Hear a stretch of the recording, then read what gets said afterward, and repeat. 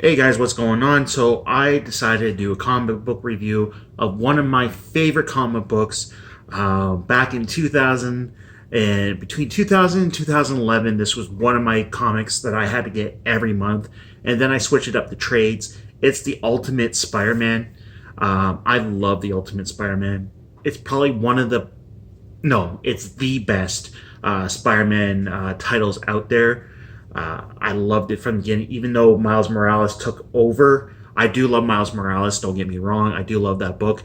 But from beginning to end, Ultimate Spider Man was my favorite. This Peter Parker rendition was my favorite. And this is the almost last volume of the Ultimate Spider Man before they canceled it and Miles Morales took over. This one is a hard-hitting book. If you cry easily, you will cry from this. I guarantee you. This came out in 2011 and it still feels fresh, even though it's like almost 10 years old. Like, holy crap. Brian, what's it? I keep messing up his name. Brian Michael Bendis, I keep messing those up, is a great writer. I don't know what he's done lately because I've kind of dropped buying newer stuff. I think he's with DC now, which is kind of weird because I've always associated him with Marvel. But yeah, Bendis and Mark Bagley. Mark Bagley's art is always phenomenal. He did 90s Spider-Man, Amazing Spider-Man. So if you're looking for Bagley's work, he did awesome Venom, Carnage, anything from the 90s from Amazing Spider-Man. That was Bagley. And he brings it in this second to last volume of the Ultimate Spider-Man. This is the death of Spider-Man. It collects issues 156 to 160. Yeah, and it basically is what it is. Spoilers, if you don't want spoilers. I'm just going to say it right now, so if you guys don't want to listen to the rest of the review, it is awesome. Pick up the whole... This is after Ultimatum. There's 4 or 5 volumes after Ultimatum. I know people don't like Ultimatum, but I didn't have a problem with it. But yeah, this really picks up Gwen Stacy, Mary Jane, everybody involved. Aunt May. At this point, Aunt May knows that Peter is Spider-Man, which is kind of cool because it gives them more of a dynamic, makes them like bond a little bit more. Because in issue 100. She finds out that he is Spider-Man. She has a massive heart attack. She almost dies. But then they patch things up, and she just loves him more than ever. And as you can see on the cover, there's Uncle Ben. He says, "You did great, kid." And so this is where the spoilers is going to be. So if you don't want to listen to it anymore, here it is. But yeah, let's get into it. We'll read the back here.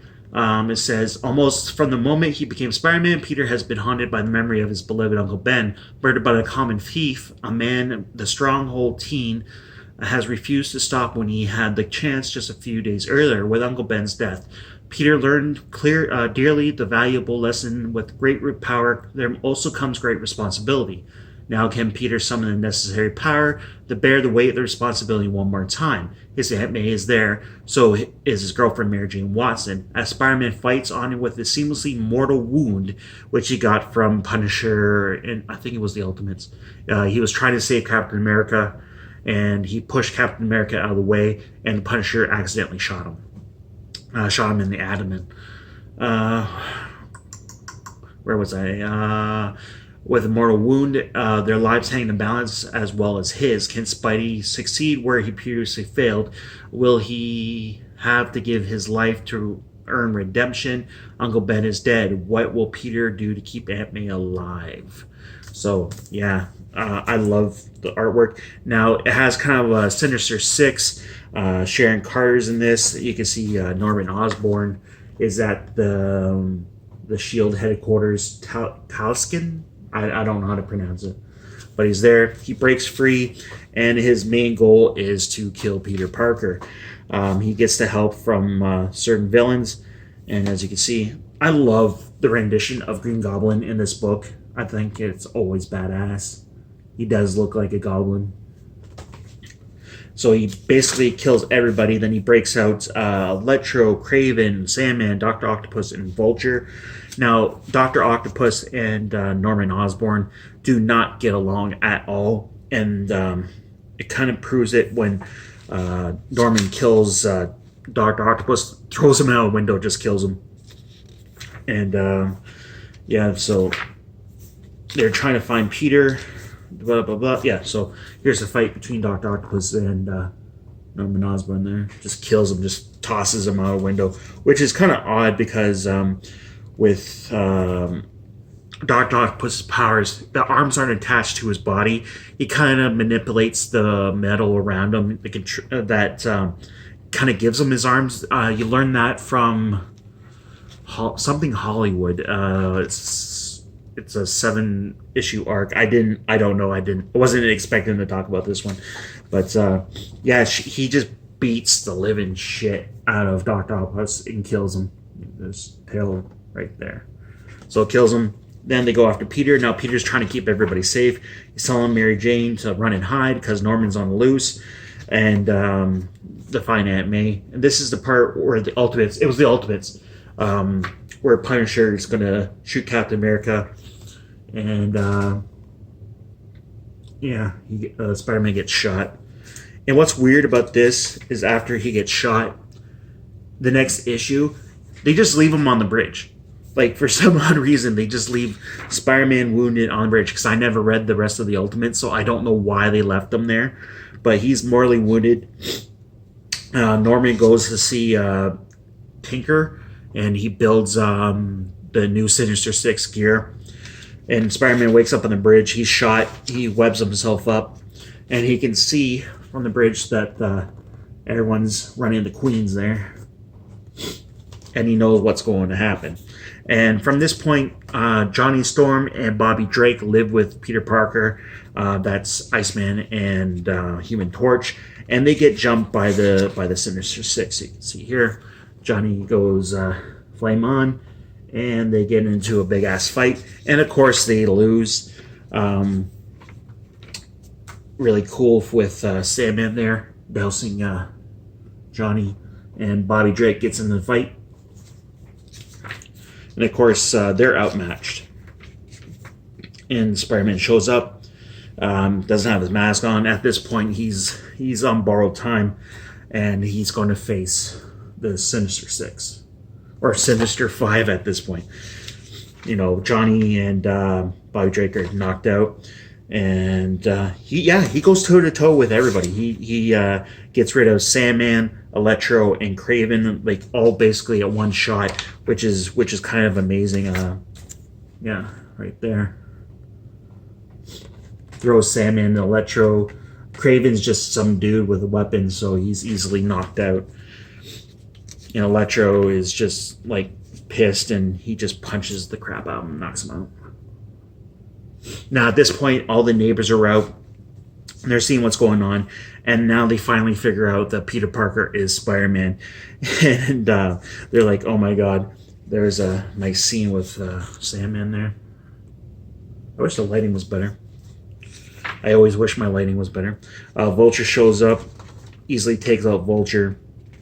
Aunt May and Gwen Stacy are on their way to see Peter, and Mary Jane's mom is there to help Peter, but she gets in the way.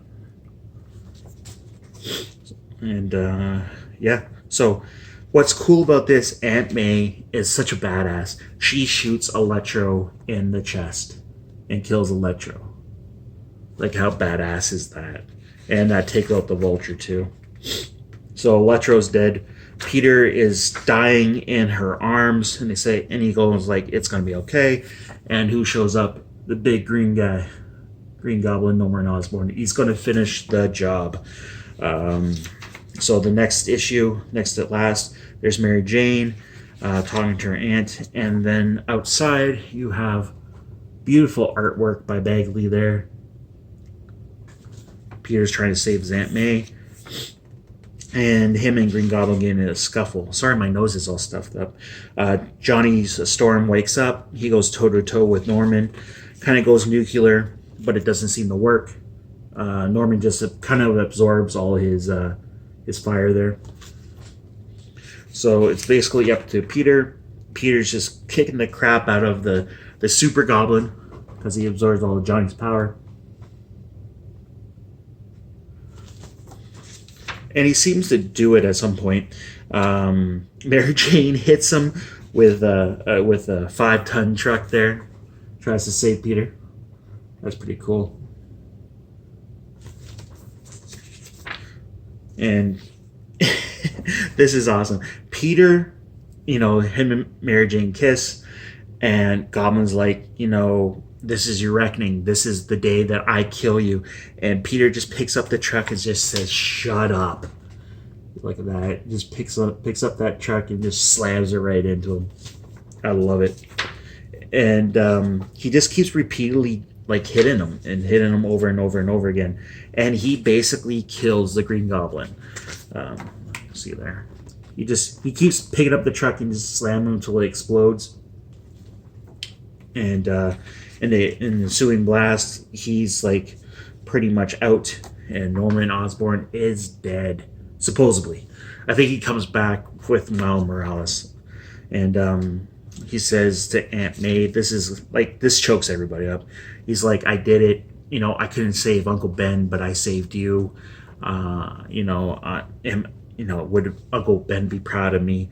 And he just dies. So you got the death of Spider-Man right there. Kind of a look from the death of Superman, where Lois is holding with Superman. You got Mary Jane holding Peter, and there's just Norman Osborn, and he has a sick smile on his face.